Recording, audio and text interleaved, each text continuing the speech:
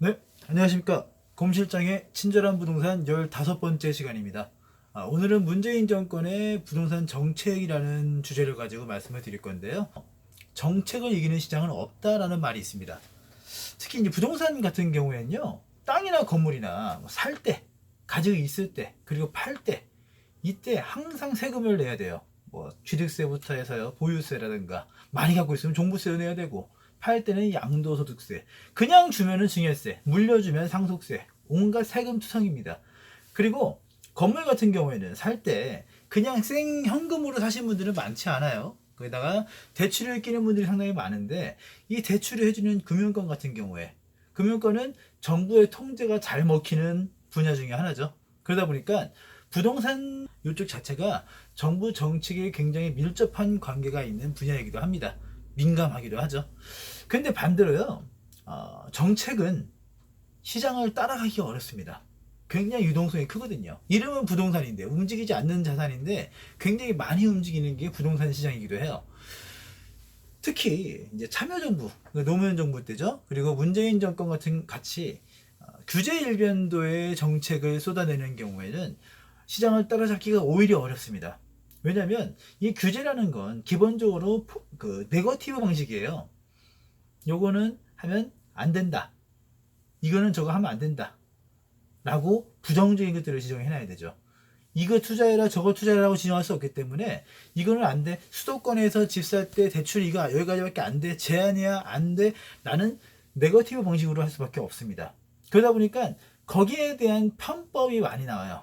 요거 안 된다니까 약간 돌려서 요렇게 하고, 요거 안 된다니까 이렇게 돌려서 해보고, 이런 식의 편법 투자 방법들이 나오게 되죠. 그러니까 이런 것들을 다 따라갈 수는 없습니다. 근데 중요한 건 뭐냐면, 정부 정책은요, 뭐 욕하거나 비난하거나 뭐 그런 문제가 아니라, 이런 정책들을 최대한 활용할 줄 아는 사람들이 정말 돈을 제대로 벌 수 있는 기회가 생기죠. 문재인 정권의 부동산 정책의 기본적인 방향을 살펴볼 겁니다. 요거 다음 시간에, 바로 다음 시간에는 이제 세부적인 내용들이 있죠. 2017년부터 거의 8번, 9번 정도의 정책이 나왔는데 그 세부 내용들을 살펴볼 거고요. 오늘은 전체적인 방향, 이런 것들을 좀 말씀드릴까. 진보 성향의 얘기를 하죠. 진보 성향들의 그 공통점은 성장보다는 분배를 중시합니다. 보수 정권은요, 낙수 효과라는 걸 굉장히 중시합니다. 특히 이명박 정권, 박근혜 정권 때 더 그랬죠. 이 낙수 효과라는 거는 물이 위에서 아래로 흐른다는 의미죠. 컵을 여러 개 쌓아놔요. 쌓아놓고 제 위에다가만 물을 이렇게 쪼르르 부으면 물이 맨 위에 가득 차면 어떻게 될까요? 밑으로 흘러내리겠죠. 그렇게 맨 위에 하나의 물잔이 넘치면 밑에 있는 대여섯 개의 물잔이 따라지게 되고요. 이 물잔들이 꽉 차면 그 아래에 있는 수십 개의 물잔들의 물이 들어가게 될 겁니다. 결과적으로는 정부에서 한 명 한 명 잔 하나하나를 찾아가서 물을 따라주는 것보다 가장 윗단계에다 물을 따라줌으로써 낙수 효과가 발생하게 되면 좀 더 효율적이고 효과적으로 성장시킬 수 있다라는 게 이 낙수 효과의 기본적인 포인트죠. 근데 이건 이론적으로는 상당히 좋아요. 얼마나 효율적입니까? 근데 실제 상황이 되면 맨 위에 이제 물을 따라주다 보면요, 이 물에서 넘친다고 물을 아래로 얌전히 흘려 보낼까요? 그렇지가 않죠. 그릇을 넓히던가 아니면 그릇 옆에 자기 그릇을 또 하나 붙이던가, 이런 식의 문제가 발생하면서 사실은 부의 빈부격차가 굉장히 심해질 수밖에 없는 그런 구조입니다. 이 낙수 효과를 그 위해서요, 이명박 정권 때부터 대기업을 비롯한 이제 고위층에 대한 지원을 늘렸어요. 저금리 고환율 정책을 펼치면서 대한민국의 해외 무역에서는 굉장히 좋은 성과를 이루고 있죠. 근데 냉정히 말해서 우리가 이제 삼성이 무슨 세계 1등을 하고 무슨 뭐 반도체가 어떻고 얘기 나왔을 때 애국심이 고취되고 막 기분 좋은 거 있는데, 냉정히 말해서 삼성이 그렇게 잘 나간다고 해서 우리나라 국민들 개개인들의 생활이 나아지진 않죠. 이게 문제입니다. 낙수 효과를 통해서 대기업들은 많이 컸는데 그 대기업에서 근무하는 사람들은 전 국민의 10% 남짓밖에 안 돼요. 40% 제대로 안 되죠. 근데 그 국민들 외 나머지 국민들의 삶이 크게 나아지지 않더란 말입니다. 최근에 근로자들의 40% 정도가, 10명 중 4명 정도가 지금도 월급이 200만 원이 채 안 된다고 얘기를 합니다. 그게 현실이에요. 그게 현실. 대기업들의 이 급여는 꾸준하게 늘어나 가지고요. 지금 그 근로자 평균 급여가 338만 원이랍니다. 월 급여가. 그 기사에 보면은 어떤 댓글들이 달려요. 아, 그러네. 나는 한 달에 300만 원 버는 이런 댓글이 달리나요? 대부분 다 월 200도 못 벌고 있는데 도대체 무슨 소리냐? 누구한테 통계를 낸 거냐? 누구한테 평균을 낸 거냐? 이런 얘기가 많이 나오죠. 빈부격차가 크니까요. 물가는 상당히 높은 나라예요. 우리나라가. 특히 서울 같은 경우에는 전 세계에서 막 8번째, 9번째 물가를 자랑하기도 합니다. 집값이 비싸니까. 근데 급여는 다른 선진국에 비해서 굉장히 낮은 그런 국가가 대한민국입니다. 비정상적이죠.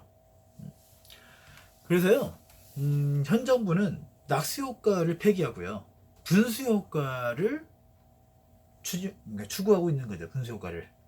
이 낙수 효과의 결과 국가 빈부격차는 점점 커지고 국민들의, 그리고 부자들의 그 부자가 많이 만들어지는데 이 부자들에 의해서 부동산까지도 거의 장악이 되었다는 게 문제입니다. 상위 10%, 상위 1%에 있는 사람들이 거의 7, 80%의 부동산을 가지고 있는, 법인도 마찬가지고요. 그게 현실이에요. 그래서 국민들의 반은 자가가 없고, 그러니까 집이 없죠. 다 월세 살고 전세 살고 그러고 있는데 상위 1% 부자들이 수백 채, 수천 채의 집을 가지고 있는 게 현재 현실이라니까요. 자본주의 국가에서는 당연한 일이에요, 사실은. 뭐 이게 위법도 아니고요, 불법도 아니고 문제가 있는 건 아닙니다. 근데 우리나라가 이렇게 되기까지 너무 짧은 시간이에요. 거의 5, 60년 만에 이런 식의 격차가 굉장히 벌어졌고요. 그죠? 땅값도 엄청나게 많이 올랐으니까요. 이렇게 짧은 시간에 불평등 정도가 심해졌기 때문에 정부의 관여가 필요한 시점이기도 합니다. 근데 보수 정권에서는 그런 부분을 할 수 없기 때문에 진보 정권에서 그런 부분들을 팔걷고 나서는 거죠. 이번에 노벨 경제학상을 공동 수상한 폴 로머, 미국 뉴욕대 경제학 교수라고 합니다. 이 양반이 대한민국의 소득 주도 성장에 대해서 질문을 하니까 하는 얘기가, 늘어난 소득이 더 많은 기술 습득으로 이어지는 것이 가장 중요하다고 했습니다. 그러니까 소득이 늘어나고 여유가 많아지면 아무래도 그 여유 시간에 그리고 남는 돈으로 새로운 자기 개발이라든가, 그죠? 뭔가 더 나은 삶을 위해서 기술 습득을 하게 되는데, 사회적인 시스템이 만들어진다고 하면 이 소득 주도 성장이 꾸준하게 이어질 수 있겠지만 사실 그게 쉬운 일은 아니라고 하죠. 아무튼 요 소득주도 성장, 분수 효과라는 거는 아직 갈 길이 멉니다. 아직 제대로 시작도 못했으니까요. 이렇게 소득주도 성장을 추구하려면요, 현 정권의 숙제가 두 가지 정도가 있어요. 이건 어디까지 제 생각이지만, 일단 첫 번째로 양질의 일자리가 필요해요. 소득이 늘어나야 되는 건 가장 기본이니까요. 그리고 주택시장이 안정돼야 됩니다. 현재 근로자의 절반 정도가 월급 200이 안 되는데 서울 기준으로 했을 때 원룸 월세가요, 방 하나짜리 월세가 30에서 50 이상은 갑니다. 특히 역세권 앞에 있는 전망 좋은 원룸들은요, 심지어 월세가 막 7, 80까지 가기도 해요.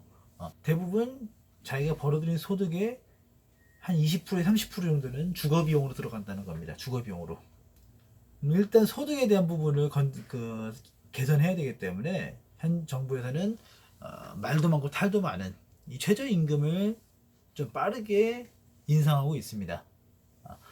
이로 인해서 최대한 500만 명 정도의 근로자의 급여가 올라간다고 해요.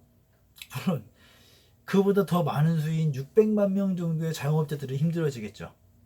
종업원을 쓰고 있다고 하면 더 많은 인건비가 나가게 될 거니까. 자, 그렇게 소득을 높여서 일단은 쓸 수 있는 돈들을 만들어 주고요. 그리고 주택시장을 안정화시켜야겠죠. 월세, 주거비용이 많이 줄어야 되니까요. 그래서 주택시장을 교란하는 투기 세력들을 차단하고요.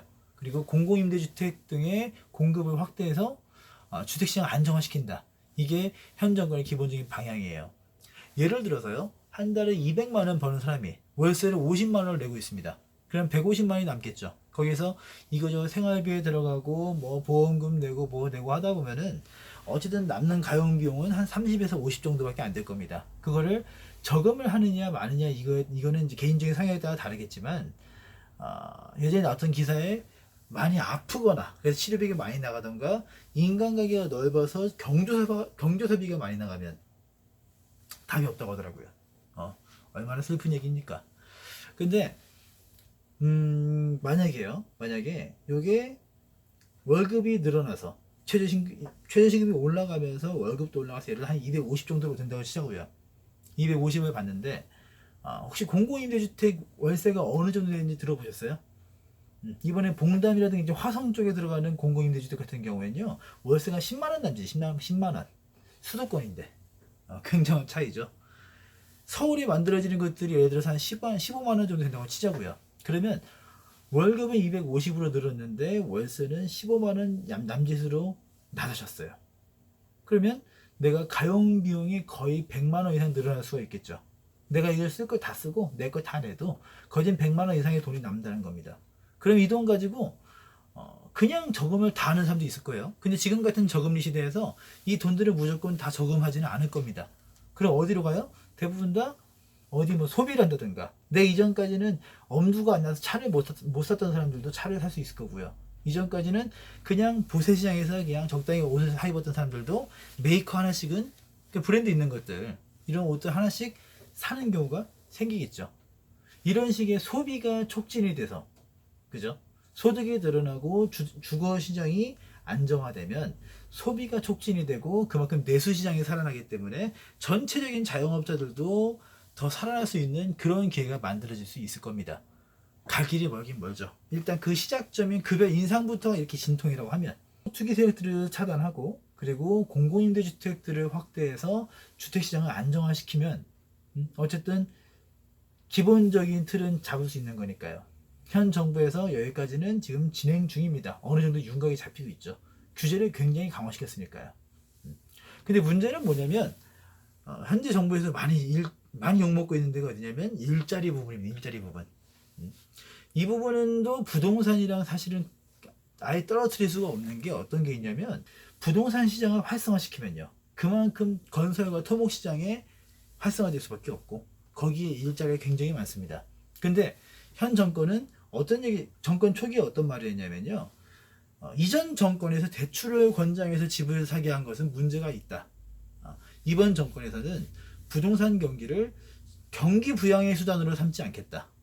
그러니까 경제 성장률 등 이런 가시적으로 보여질 수 있는 지표를 위해서 무조건 부동산 시장을 부양시켜서 그걸 통해 건설 경기와 토목 시장까지 더 좀 활성화시키려는 그런 걸 하지 않겠다라고 얘기를 합니다. 그러면서 건설 경기와 부동산 경기는 주택 경기는 따로 돌아갈 수 있도록 하겠다라고 했습니다. 절대 쉬운 일은 아니죠. 이전까지 뭐 저 미국부터 해서요 어떤 국가 어떤 정부에서도 경기가 어려울 때는 토목 건설 분야를 살릴 수밖에 없어요. 거기서 실마리를 찾는 거죠. 무엇보다 이제 토목 건설 분야만큼 일자리가 많은 것이 없으니까요. 예를 들어서 내가 우리 동네에 좀 큰 건물 하나만 들어온다 하더라도요. 거기에 인부들이 얼마나 많이 들어옵니까?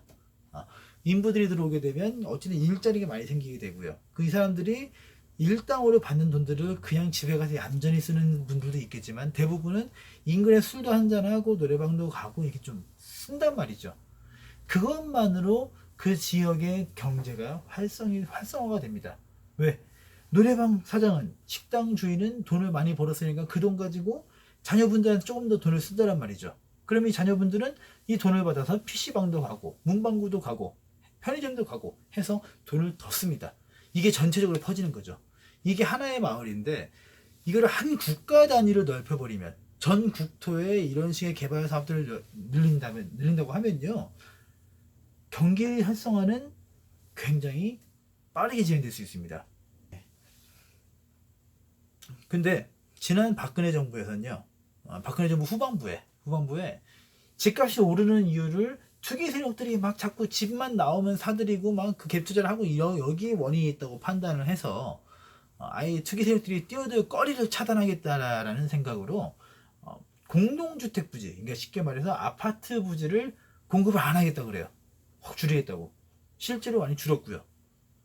그러니까 시장에서 가격을 낮추기 위해 공급을 줄여버리는 굉장히 인상적인 정책을 펼쳐요. 사실 뭐 틀린 말은 아니니까요. 그리고 현 정부에서도 그를 이어받아서 지금은 건설사들에게 공급하는 공동주택, 그러니까 아파트 부지가 그렇게 많지가 않습니다. 거기다가 현 정부 들어서 이제 나오는 얘기 중에 어떤 게 있어요? 뭐 선시공, 후시공, 후분양을 한다. 그리고 분양가 뭐 상한제부터 해서 분양가, 원가 공개 뭐 이 별얘기가 다 나오고 있죠. 그러니까 건설사 입장에서는요, 절대 편하게 들을 수 있는 내용들이 아니에요. 그 업계가 위축될 수밖에 없는 상황인 거죠. 그러다 보니까요, 어떤 결과가 나왔냐면 매년, 그러니까 2015년부터 부동산이 다시 활성화되기 시작해서요, 건설과 토목들이 확 살아납니다. 그래서 2015년, 16년, 17년 거의 매년 7만 개의 일자리가 새로 늘어났었어요. 하도 공사를 많이 하니까요. 7만 개면 굉장히 많은 거죠. 근데 올해 상반기 같은 경우에는 어떤 일이 벌어졌냐면 건설 토목 쪽에서 6천 개의 일자리가 오히려 사라졌습니다. 더 추가로 늘어나도 못할 판에 사라져버린 거예요. 그러면 정부 입장에서 이걸 생각해 보면요, 원래 일자리가 7만 개가 늘어나야 되는데 6천 개가 사라졌어요. 결과적으로는 약 8만 개 정도의 손해를 본 거야. 그지? 7만 개가 늘어나는 게 안 늘어나고 오히려 줄였으니까요. 이 갭 차이는요, 정상적으로 전 정권들의 정책을 이어받아서 갔으면 8만 개 정도의 손실이 생기지 않았을 거란 얘기입니다. 지금 일자리 1만 개, 2만 개 막 희비가 왔다 갔다 하는 판국에 현 정부에서는요, 청와대 가면은 무슨 뭐 일자리 판까지 깔아놓은 판에, 그죠? 그만한 일자리가 없어졌다고 하면 정부 입장에서는 굉장히 손해가 많습니다. 더 큰 문제는 뭐냐면 언론들이, 그리고 여론이 정부를 욕할 수 있는 거리를 굉장히 만들어줬다는 겁니다. 이명박 정권 때 20조 이상을 투입해서 4대강 사업을 했어. 근데 거기서 나온 게 녹조할 때밖에 없고 이거저거 막 그 험담할 건 많죠. 좋은 효과도 분명히 있겠습니다만. 근데 그 돈들을 우리는 일자리를 늘리는 데서 쓰겠다라고 했음에도 불구하고 이명박 정권 때보다 오히려 일자리가 줄었다라고 하면요, 사람들한테 얼마나 욕먹기 좋은 거리입니까? 하지만 이게 사실 가야 되는 길로 가는 중인 건 맞습니다. 오락가락 할 때도 있고요. 뭐 임대사업자에 대한 혜택을 뭐 8개월, 9개월 만에 철폐를 뭐 줄이고 이런 것 때문에 욕먹기도 합니다만, 욕먹을 일도 분명히 있었어요. 근데 어떤 정부도 옳다고 생각하지만 제대로 추진하기 어려웠던 방향으로 가고 있습니다. 지금의 어떤 정부도 가계부채가 막 계속 쌓이고 있을 때 이거를 해결을 해야 되는데 어떻게 해야 되지? 부동산 시장을 안착시켜야 되고 경착륙을 시켜야 되는데 그게 안 되니까, 그것 때문에 그게 받을 부담감이 두려웠기 때문에 그냥 폭탄 논리를 계속 했다고 하면요, 현 정권에서는 이 폭탄을 최대한 피해 없이 터뜨려 보겠다고 나서는 겁니다. 위험한 일이죠, 사실은. 근데 이 피해를 뭘로 해소해요? 이제 대북 정책이라든가 다른 부분으로 해소를 하겠다라고 얘기를 하는 겁니다.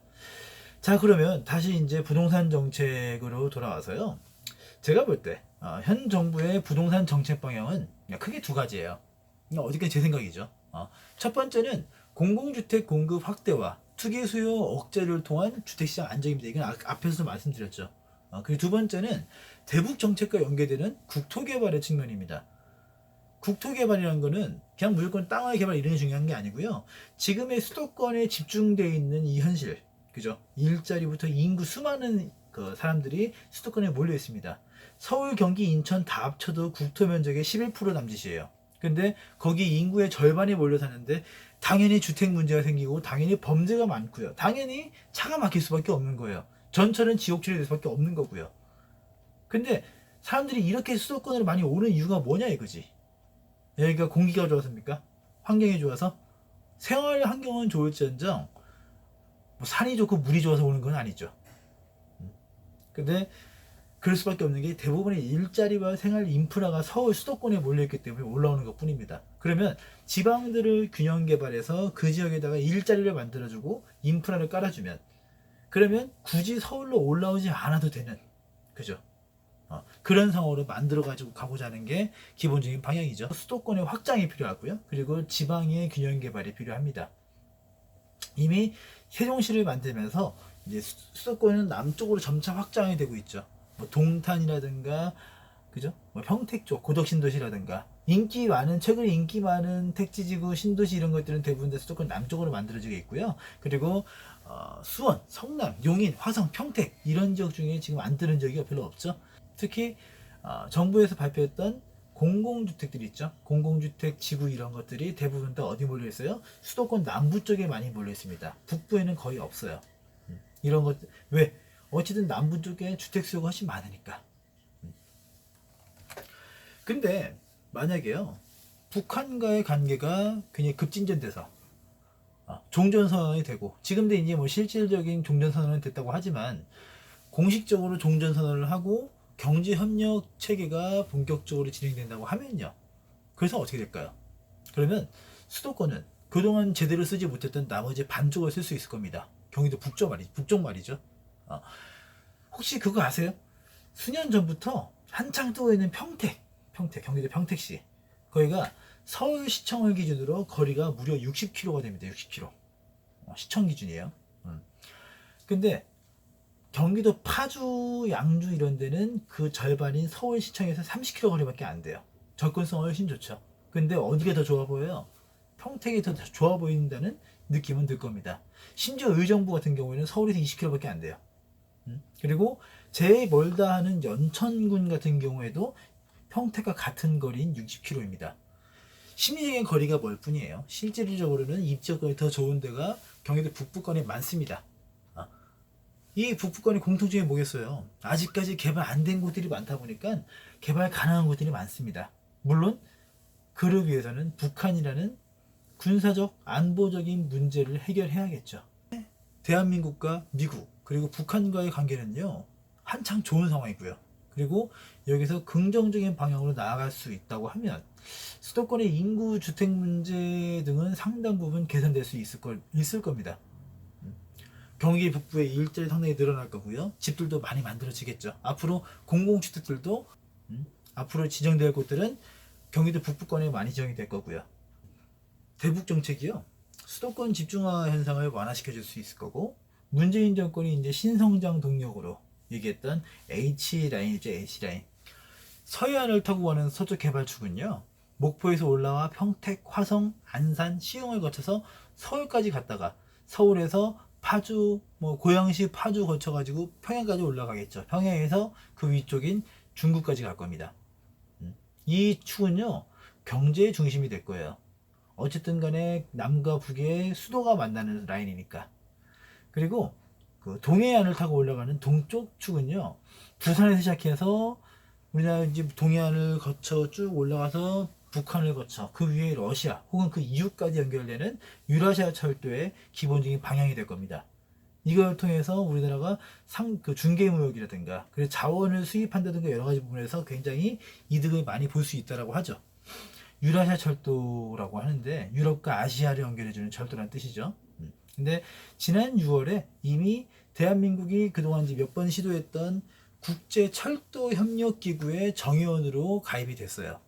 유라시아 철도를 위한 기본적인 준비가 된 상태죠. 그리고 마지막으로 H의 중간 라인, 동가사를 연결해주는 중간 라인은요, 동서평화고속도로 그리고 동서고속철도 이런 것들이 중심이 될 겁니다. 근데 요게 이제 산업과 관광의 중요한 축이 될 거고요. 북한과의 경협에 있어서 되게 중요한 라인이 되겠죠. 그러니까 이런 새로운 개발들이 진행이 되면요, 자연스레 국토의 균형 개발까지 진행될 수 있을 겁니다. 철도와 기반 시설 개발을 위한 토목 건설 이런 것들부터 시작해서 그리고 향후 중개 무역업까지 수많은 일자리가 지방에도 많이 생길 수 있을 거니까요. 부산 같은 경우는 제 생각에는 굉장히 임팩트가 클 거라고 봐요. 이 모든 것들의 시작점이 대북 정책이 됩니다. 대한민국이 지금보다 훨씬 더 성장할 수 있는 기회가 북한의 그 길목에 있다고 하면요, 저는 해야 된다고 생각을 합니다. 대체 그 북한과의 관계를 반대하고 이런 분들한테 과연 그러면 지금 해답은 있는가? 더 나아질 수 있는 그 방법은 뭐가 있는가라고 물었을 때 그 방법은 없거든요, 사실은. 그죠? 그러면 우리나라가 그걸 북한과의 관계를 활용해서 개선을 시키고 뭔가 해결책을 찾을 수 있다고 하면 저는 그래야 된다고 생각을 해요. 약간 얘기를 바꿔서요, 10년쯤 전에요, 공익 광고가 하나 있었습니다. 어떤 내용이 있었냐면 2050년이 되면 대한민국은 일본을 제치고 세계 2위의 경제 대국이 된다는 그 문구가 있었어요. 당시에 저게 뭐지? 사실 이제 대한민국 사람인 저도 조금 약간 갸웃하게 되는 그런 내용이었죠. 근데 저 미국의 유명한 골드먼삭스, 그죠? 거기서 보고한 내용이에요. 브릭스, 브라질, 러시아, 인도, 차이나 요 국가들의 도약을 예고했던 그 골드만삭스에서 대한민국이 2050년이 되면 일본을 제끼게 된대요. 근데 이제 여기서 약간 표현의 방법이 잘못된 게 뭐가 있냐면, 우리나라가 전체 경제 규모가 일본을 제치는 건 아니고요. 1인당 GDP가 세계 2위란 뜻이었습니다. 1인당 GDP가. 전체적인 소득은 엄청 늘어나는데 인구는 줄어들기 때문에 1인당 GDP가 1인당 8만 달러까지 간대요. 8만 달러. 지금이 약 3만 2천 달러 정도 되는데, GDP, 1인당 GDP가 지금.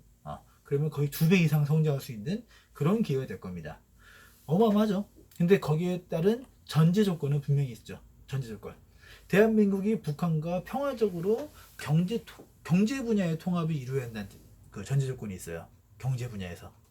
그래서 우리나라의 기술력과 자본, 그리고 북한의 노동력과 자원이 결합된다면 어마어마한 시너지 효과가 발생할 거라고 합니다.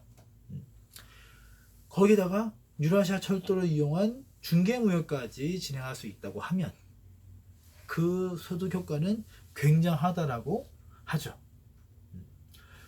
그렇다고 하면요, 우리나라가 지금 1인당 GDP보다, 그러니까 지금 벌어들이는 돈보다 2배 이상 성장할 수 있는 기회가 있다고 하면요, 리스크를 최소화할 수 있는 조건으로, 그런 방법으로 한번 진행해볼 만하지 않는가 하는 뜻입니다. 제 생각은 그래요. 그래서 저는 남북 경협에 대한 부분들은 적극 찬성입니다. 뭐 정치적인 문제 이런 것들은 사실 사회주의에 별로 공감할 수 없습니다만, 경제적으로는 필요한 상황이죠. 필요. 그리고 남북 이제 부동산 업자 입장에서는요, 남북 경협이 진행됐을 때 우리나라가 어쨌든 기술이 좋으니까 북한에다가 SOC를 깔아줘야 돼요. 도로라든가 철도라든가. 왜? 우리가 가서 뭔가 작업을 해야 되니까. 그죠? 철도를 만들 때 그냥 자재만 주고 니네가 알아서 지어가 아니라 가서 해야 된단 말이죠. 근데 가려면 또 도로를 깔아야지 그걸 갖고 갈 거 아니에요. 이런 식의 SOC 사업에 필요한 비용이, 필요한 시장 규모가 약 150조 정도의 규모라고 합니다. 굉장하죠.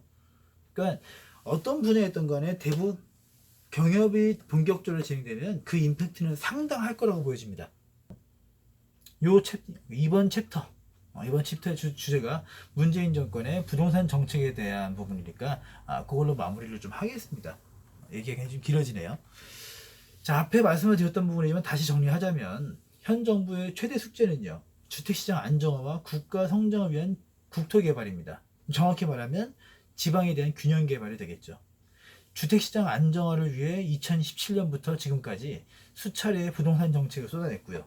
그리고 그 대부분은 부동산 규제 강화, 그리고 대출 규제 강화 쪽의 방안을 담고 있었습니다. 지난 9월 21일 날 약 3주 전에 발표된 정책이니까 그 효과는 조금 더 지켜봐야겠지만, 실질적으로 대출 끼고 집 사던 갭 투자하시던 분들은요, 많이 사라질 거라고 보여집니다. 문재인 정권에서 개발과 관련된 정책은 현재까지는 뭐 공공주택 지구 발표 이런 게 있었는데, 아직 이제 본격적인 국토개발 라인을 보기는 어렵고요. 그런 것들은 앞으로 이제 진행이 되겠죠. 어디랑 연결해서 대북 정책과 연결해서 진행이 될 거라고 보여지고요. 이제 저는 지금 시점에서 가장 필요한 건 역시 국민들의 이해와 신뢰라고 생각을 합니다. 또 북한이냐? 아유, 쟤네 빨갱이 아냐? 이런 말들은 좀 넣어두시고 한번 지켜보시자고요. 어쨌든 대한민국이 나아지고 다 같이 잘 살자라는 방향으로 갈 거면, 인터넷 보면 재밌는 게 종부세 강화했다고 사람들이 막 욕을 해요. 그리고 이 규제 때문에 실수요자들이 집을 못 산다고 막 피해봤다고 욕을 하고 그래요. 근데 제가 인터넷 기사를 보면 그런 댓글들을 많이 보거든요. 근데 종부세를 내려면 적어도 시세 한 15억에서 20억 정도 하는 부동산이 있어야 되고요. 그리고 실수요자가 이 규제들 때문에 피해를 보려면 적어도 시세 20억 정도의 집을 사야 피해를 봐요. 그런 분들이 이렇게 많지는 않을 거란 말이죠. 근데 언론의 보도에 휩쓸려가지고 여론에 그냥 발맞춰가지고 다 같이 그냥 비난을 위한 비난을 하는 경우가 많습니다. 이거는 사실 전혀 도움이 되는 게 아니거든요. 물론 현 정부의 부동산 정책 자체가 좀 불안정하고요, 섬세하지 못한 건 있습니다. 그래서 용어와 부분이 많죠.